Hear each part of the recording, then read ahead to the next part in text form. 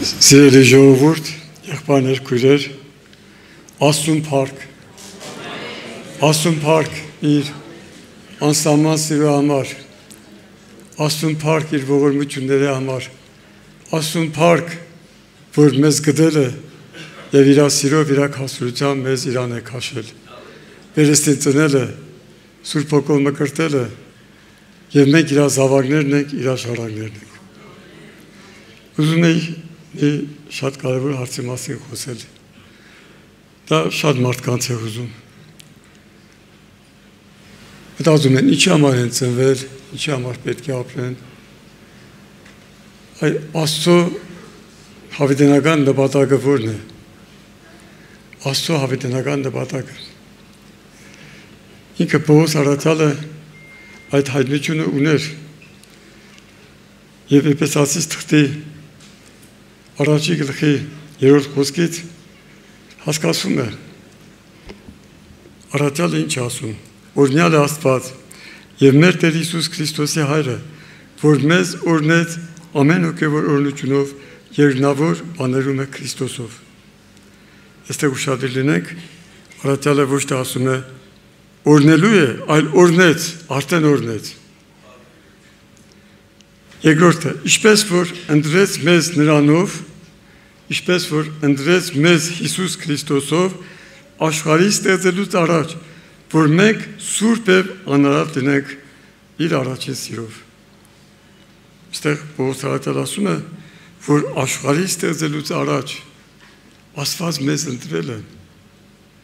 որպեսզի մենք Հիսուս Քրիստոսով Աստծունը լինենք, սուրբ եւ անարատ լինենք, եւ 5-րդ խոսքը մեզ առաջուց սահմանելով,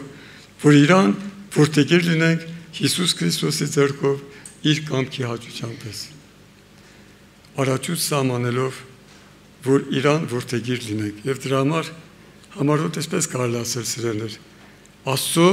հավիտենական նպատակն էր ունենալ մեծ ընտանիք, շատ զավակներով, որոնք իր որդուն Հիսուս Քրիստոսին են կերպարնակից։ Աստծո հավիտենական նպատակը դա եղել։ Աշխարհի արարումից առաջ, հավիտեններից առաջ Աստված ուներ այդ ծրագիրը, որ Հիսուս Քրիստոսով մենք լինենք իր զավակները, իր ընտանիքի անդամները։ Եվ այս մասին սիրելիներ Սուրբ Գրքում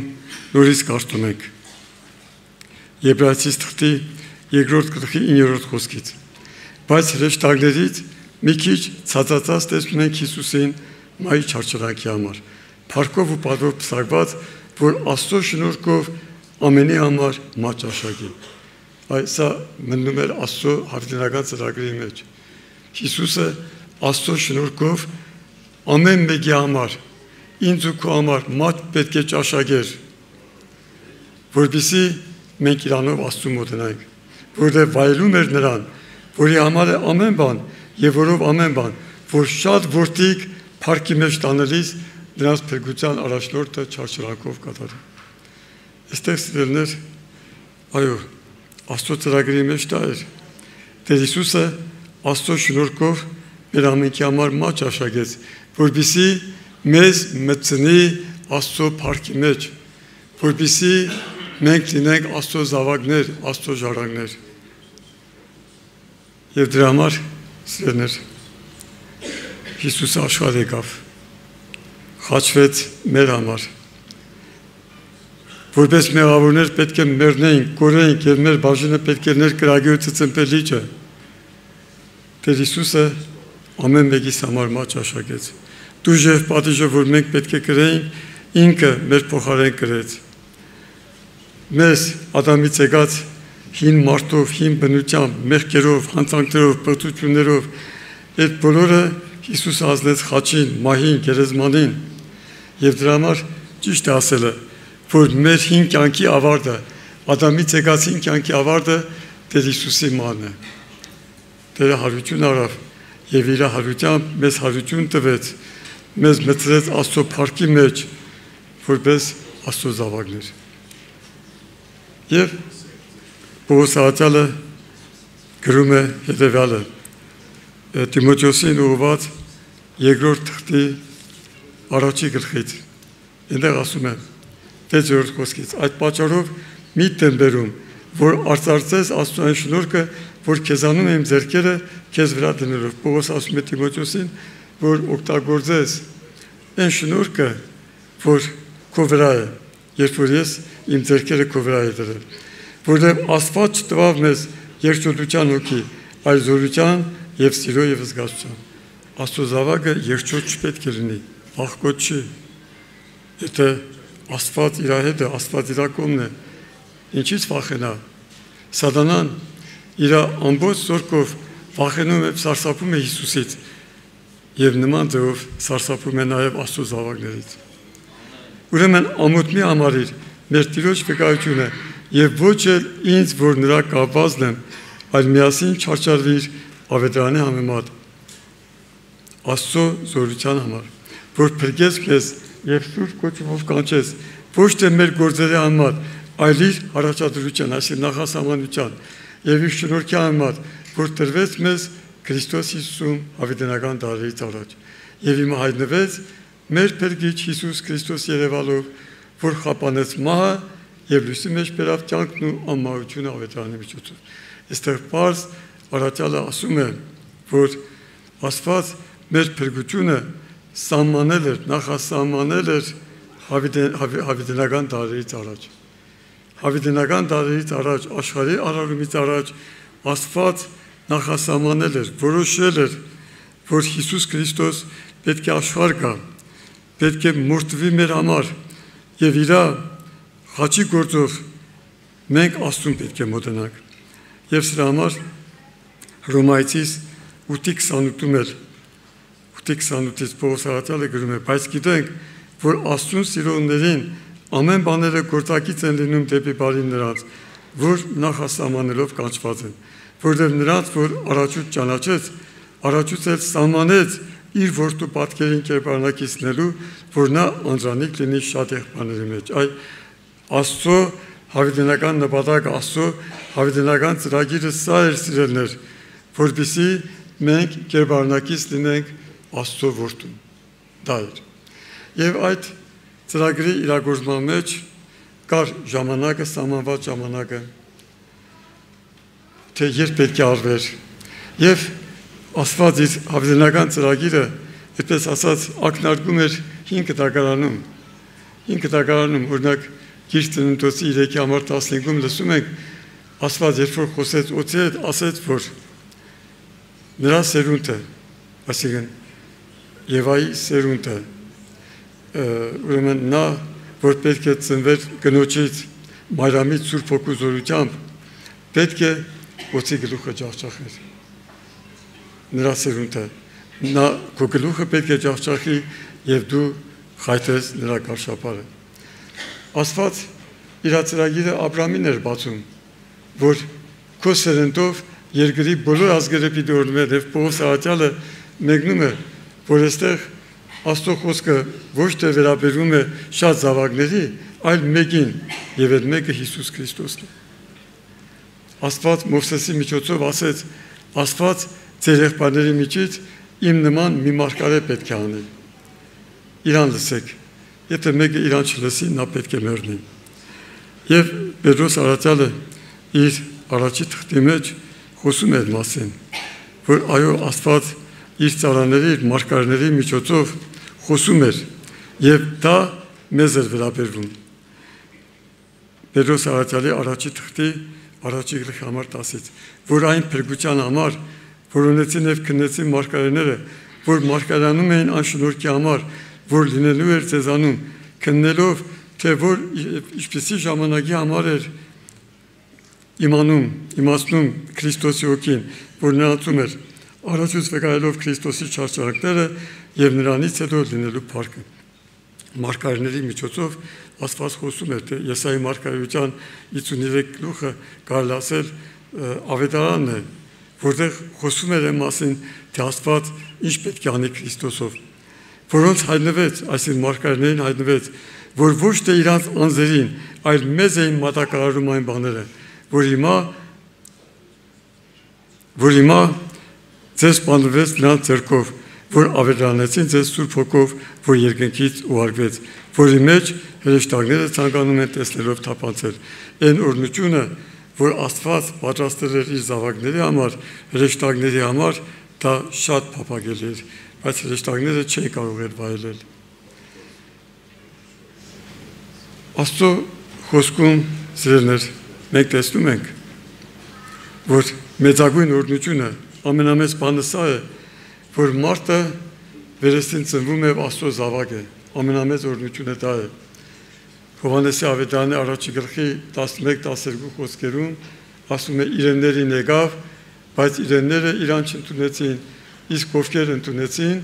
նրանց իշխանություն տվեց Աստծո որդի կոչվելու, որոնք ոչ մարմնից, ոչ արյունից, ոչ մարդու կամքից, այլ Աստվածանից ծնվեցին։ Մեծագույն օրհնությունը սա է, Աստծո զավակ լինելը։ Դրա համար Հովհաննես առաքյալը ասում է, ահա տեսեք Հայր ինչպիսի սեր շնորհեց մեզ, որ մենք Աստծո զավակներ ենք կոչվում։ Սրա համար աշխարհը մեզ չի ճանաչում, ինչպես նա չճանաչեց։ Աստծո զավակ, Աստծո ժառանգ, սա մեծ օրհնություն է սիրելիներ։ Եվ սրա համար Հռոմեացիս թղթի 8-րդ գլխում լսում ենք Պողոս առաքյալը խոսում է մասին, հաստատում է, որ մենք դինելով Աստծո զավակներ, Աստծո ժառանգներ ենք։ 8:15-ից, որովհետև դուք ծառայության հոգին չարաք, որ դարձյալ վախենաք, այլ որդեգրության հոգին արաք, որով աղաղակում ենք Աբա Հայր, նույն ինքը հոգին վկայություն է տալիս մեր հոգու հետ, որ մենք Աստծո որդիկ ենք, եւ եթե որդիկ, ապա ժառանգներ, Աստծո ժառանգներ եւ Քրիստոսի ժառանգակիցներ, որ եթե նրա չարչակներին կծորտենք, փառքին էլ մասնակից կլինենք։ Եվ եթե որդիկ, ապա ժառանգներ, Աստծո ժառանգներ եւ Քրիստոսի ժառանգակիցներ։ Հիշենք, սիրելիներ, 5 դագարանում այդ մասին գրված է, երբ որ Իսրայելի որդները պետք է մնային խոստացված երկիրը, Մովսեսի ձեռքով իրանց ասվեց, որ ամեն ցեղին տրվի իր բաժինը, բայց Ղևի ցեղին ոչ մի բան չտրվի ինչի համար, որտեղ Ղևի բաժինը, Ղևի ժառանգությունը Եհովան էր։ Ղևի ժառանգությունը Եհովան էր։ Այսինքն ինչ է նշանակում սա սիրելիներ, որ Աստված իր ամբողջ էությամբ, իր ամբողջ հարստությամբ իրանց էր պատկանում։ Եվ Եսայի մարգարեության մեջ էլ 53 գլխի համար 11-ից լսում ենք, այնտեղ ասում է իր անձի աշխատությամբ պտուղը պիտի տեսնեվ կշտանա։ Սա վերաբերում է Տեր Հիսուսին եւ իր անձի աշխատությամբ պտուղը մենք ենք։ Իր գիտությամբ կամ իրեն ճանաչելու միջոցով պիտի արտարացնել իմ արտարծարան շատերին, որտեղ նրանց անօրենությունը կգրեց։ Նրա համար նրան, ասին Հիսուս Քրիստոսին, բաժին պիտի տամ շատերի հետ։ Բաժին պիտի տամ շատերի հետ, շատերը ովքեր են։ Գուցե մեկ ասի հրեշտակներն են, հրեշտակները չէ։ Աստծո զավակներն են։ Վերստին ծնված Աստծո զավակներն են, որոնք հավիտյան Աստծո հետ են ներու։ Պողոս առաքյալը ասում էր, եւ եթե զավակներ, ուրեմն ժառանգներ եւ Քրիստոսի ժառանգակիցներ։ Նրա համար նրան բաժին պիտի տամ շատերի հետ, մեր հետ, եւ նա հզորների հետ ավարտ պիտի բաժանի։ Հզորները մենք ենք։ Աստծո զավակները գնված, լվացված, մաքրված Հիսուս Քրիստոսի արամ, նրա փոխարեն, որ իրանց մատնեց մահվան եւ հանցավորների հետ հաշվեցավ եւ նա շատերի մեղքը վերարավ եւ հանցավորների համար միջնորդեց։ Աստծուն փառք։ Նաեւ սիրելիներ, որոշված էր ժամանակը։ Աստված ուներ իր ծրագիրը, իր նպատակը եւ սահմանված էր ժամանակը։ Չասենք մենք մեր բլոկնոտների մեջ նշում ենք մեր հանդիպումների ժամանակը, այսինչ ամսվա, այսինչ օրը, այսինչ ժամին, այսինչ տեղը, այսինչ ժամին, այսինչ գործը պետք է անել եւ այլն։ Նմանապես, սիրելիներ, Աստված ուներ իր ժամանակների ցուցակը, իր ժամանակների տնտեսությունը եւ այդ մասին Պողոս առաքյալը Եփեսացիներին գրում է, ուներ այդ ժամանակները, ու երբ որ ժամանակ եկավ, սահմանված ժամանակը, Աստված ուղարկեց իր որդուն։ Եփեսացիս 1-ին ցույց տալով մեզ իր կամքի խորհուրդը իր հաճության պես, որ առաջուց դրավ իրանում, ժամանակների լրության տնտեսության համար, որ ամեն բան բովանդակվի Քրիստոսում, ինչ որ երկնքում է, ինչ որ երկրում է։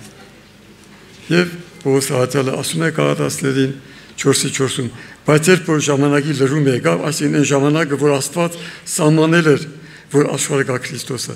Աստված ուղարկեց իր որդուն կնգանից ծնված եւ օրենքի ներքև եղած, որ օրենքի տակ լինողներին փրկե, որ որդեգրություն ընդունենք եւ որովհետեւ դուք որդիկ եք, Աստված իր որդուքին ուղարկեց ձեր սրտերի մեջ, որ աղաղակում է Աբա հայր, ուրեմն այլևս ծառաչես, այլ որդի եւ եթե որդի Աստծո ժառանգ էր Քրիստոսով։ Սիրելիներ, սա ինչ մեծ օրհնություն է, ինչ մեծ հրաշալիություն է, Աստծո զավակ, Աստծո ժառանգ, հավիտյան Աստծո հետ։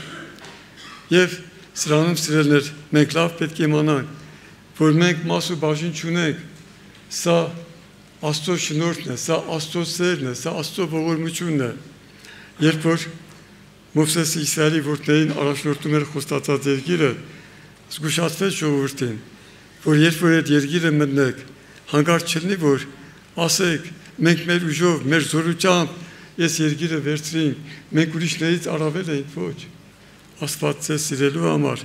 եւ ձեր հայրերին տված խոստում անելու համար այդ երկիրը բերեց, թեև դուք մի խստապարանոց ժողովուրդ եք։ Եվ նաեւ էլ ասեմ, վստահ եք սիրելիներ, այն որ դուք Աստծո խոսքը լսել եք, ապաշխարել եք, Աստծուն եք եկել, այդ ամեն դրվագները եղել է Աստծո որոշումով, Աստծո սահմանումով։ Այն որ հանդիպում է եղել, այն որ ասենք ինչ-որ մի դեպք եղել, որ արիտ եղել, Աստծու մասին լսելու, այդտեղ ոչ մի պատահական բան չի եղել։ Այ ես վերջերս շարունակ հիշում եմ իմ կյանքից, հիշում եմ իմ դարձը, իմ ապաշխարությունը եւ աղոթներում միշտ հիշում եմ։ Աղոթներում ես ասում եմ, Տեր, ես հիշում եմ 1968 թվականի մարտի 5-ը, երբ որ դու ինձ այցելություն արեցիր եւ փոխեցիր։ Ես հիշում եմ։ Ես սովորում եմ Երևանում դպրոցում, երբ որ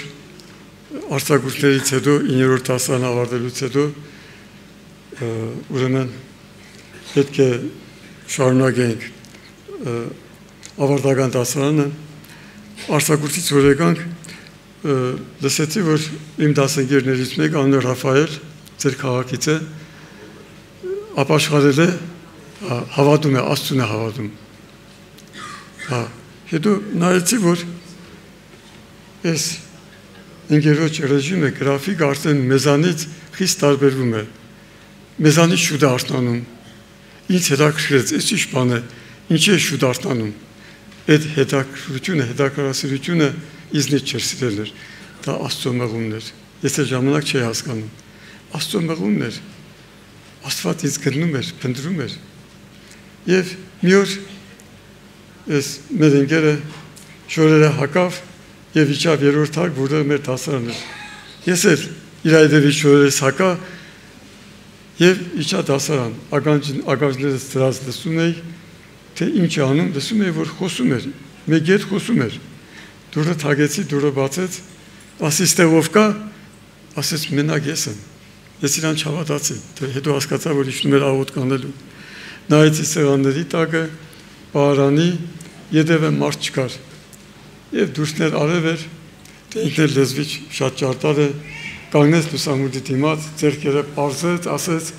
դուրսը արև է, իսկ Սամվելի սրտում խավար է, եւ վկայեց Տիրոջ մասին, հետո սկսեցի մտածել, գուցե Աստված կա, բայց ես իրան չգիտեմ, եթե ես իրան չգիտեմ, սա չի նշանակում, որ ինքը չկա, բայց եթե իմանամ ինքը կա, ես իրան կտրվեմ, մտքերի մեջ էի, փնտրտուքների մեջ էի, թե ասեք ունեի ծրագրեր, ես իմ ավարտել դպրոցը, ավարտել համալսարանը, ասպիրանտուրա, ինչ-որ գիտական աստիճաններ եւ այլն, արդեն այդ բոլորը իմ աչքին չէր երևում, մտքերի մեջ է եւ 68 թվականի մարտի 5-ին մոտեցա հարևան դասարանից, ուրեմն հրատ եղբորենց, իրանց դասարանից մեկին Ղարաբաղի Մարտակերտի շրջանի մեջ են ճուգիցեր, որ ապաշխարել էր Տիրոջն էր դարձել, իմ հարցերով իրան դիմեցի, եւ իրան խոսելու ժամանակ այսօրվա պես հիշում եմ, կարծես երկնքից մի ձեռք իջավ իմ վրա եւ իմ մտքի վրայից մի վարակույր մի սև քող ենկոմ քաշեց, կարծես մինչև այդ պահը ես կույր էի եւ արդեն տեսնում էի։ Եվ ավելին այդ գիշեր Աստված ինձ այցելեց, իմ հետ զգացում եղավ, ինչպես որ հիվանդը դրված է օպերացիայի սեղանին ու բժիշկը անում է գործողություն, ինձ թվաց Աստված իմ ներսի հետ արեց մի գործողություն։ Նախ մինչև այդ ես 3 տարի անքնությամբ եմ տարապել, այդ օրվանից իմ անքնությունը անցավ եւ մինչև հիմա շատ հանգիստ քնում եմ, խորը քնում եմ, Աստծուն փառք։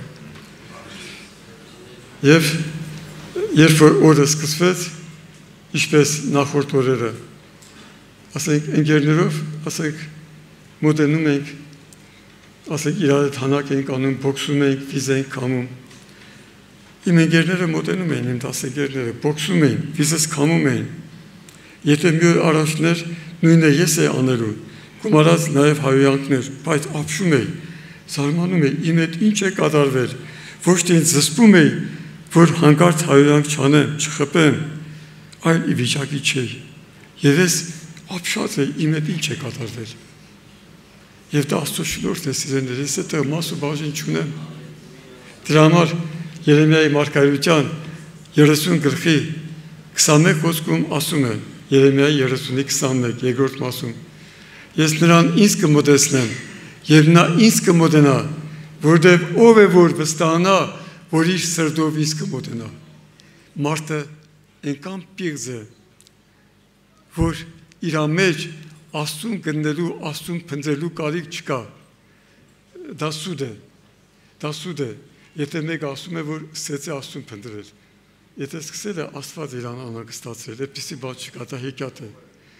Աստված է աշխատանք տանում մեր հետ։ Սաղմոսներում գրված է, ամենը խոտորվեցին, անպիտան եղան, մեկը չկա, որ Աստծուն խնդրի, մեկը չկա։ Ամենքս ոչխարների պես մոլորվեցին, յուրաքանչյուրը իր ճանապարհին տարավ։ Մարդը պիղծ է իր ամբողջ էությամբ, պղծված է իր շնչով, իր կամքով, իր մտքով, իր ամբողջ էությամբ, մարդու մեջ Աստծուն ներտալու փափակ չկա։ Աստված է այցելում, Աստված է մարդու հետ աշխատանք տանում, որ մարդը իրան փնտրի, իրան դառնա, իրան կանչի։ Եվ սա Աստծո սերն, Աստծո ողորմությունն է։ Աստծուն փառք իր անսահման սիրո համար։ Այո, սիրելիներ, Աստծո հավիտենական նպատակը դա էր, որպեսզի մենք լինենք իր զավակները,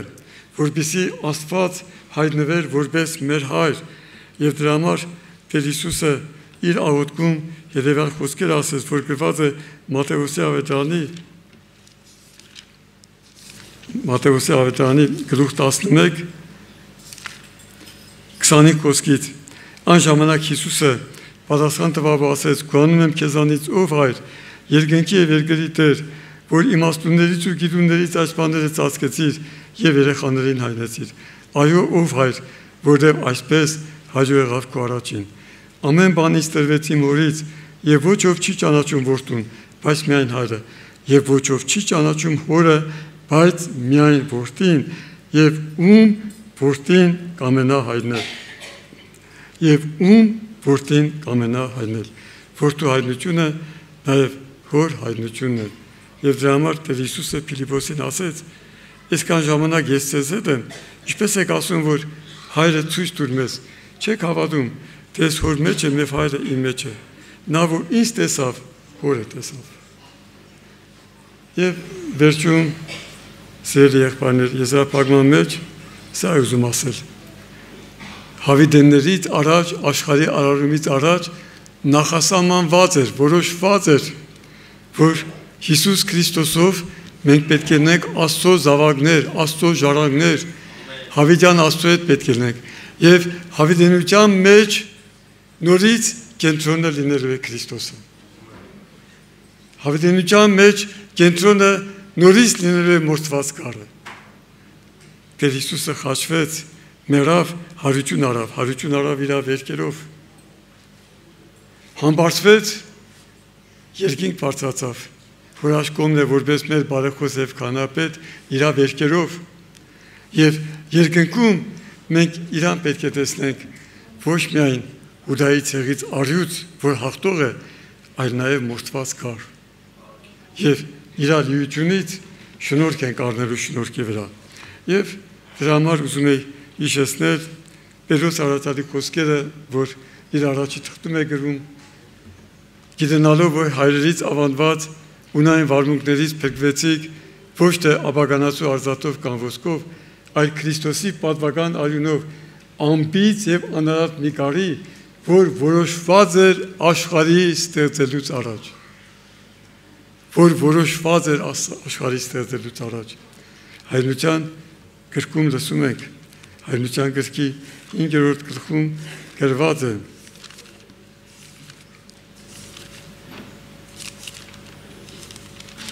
Հայրենության գրքի 5-րդ գլուխ համար 5-ից եւ երեսներից մեկը ասեց ինձ. լացմի լինիր, ահա հաղթեց արյուծը, որ Ուդայի ցեղիցն է, Դավիթի արմատը, որ գիրկը բանա եւ նրա 7 կնիկները լուծե։ Եվ տեսա, եւ ահա այն աթոռի մեջ եւ 4 կենտանների մեջ եւ երեսների մեջ մի գար կանգնած մորթվածի նման, որ 7 եղջյուր ուներ եւ 7 աչք, որ Աստծո 7 հոգիքն են, որ ուղարկում են բոլոր երկիր։ Եվ նա եկավ եւ գիրկը արավ աթոռի վրա նստողի ձեռքից, եւ երբ որ գիրկը արավ, 4 կենտանները եւ 24 երեսները ընկնում էին գարի առաջին, ամեն մեկ ունեին քնարներ եւ ոսկի բուրվարներ խնկով լիքը, որ սուրբերի աղոթն է, եւ նոր երկ են երգում եւ ասում. արժանի ես առնելու այդ գիրկը եւ դրա կնիկները բանալու, որովհետեւ մորթվեցիր եւ քարյունով մեզ գնեցիր Աստծո համար ամեն ցեղից եւ լեզվից եւ ժողովրդից եւ ազգից։ Այստեղ տեսնում ենք երկնքում սուրբերը Հիսուսին տեսնում էին մորթված կար եւ իրան երգում էին, գովերգում են։ Ես հիշում եմ, որ Վիկտոր Բերի եղբայրը ասում էր. եթե օրհնության, գովության ու փառաբանության երգը ստեղ չենք երգում, այնտեղ չենք կարող երգել։ Ստեղից է սկսվում։ Այսինքն ստեղից է սկսվում, որ մենք Տիրոջը պետք է ճանաչենք, իր սերը եւ դրանով ուրախանանք։ Եվ վերջին խոսքը Հայրենության գրքի 13:8-ը նույնպես սիրելիներ, հավիտենության մեջ էլի կենտրոնը մորթված կառն է։ Հայրենություն 13:8-ը եւ կերկրպակեն նրան, այսին ներին, Հակաքրիստոսին, երկրի վրա բոլոր բնակողները, որոնց անունները գրված չեն գարի կյանքի գրքի մեջ, որ աշխարհի սկզբից հետո մորթված է։ Աշխարհի սկզբից հետո մորթված է։ Աշխարհի սկզբից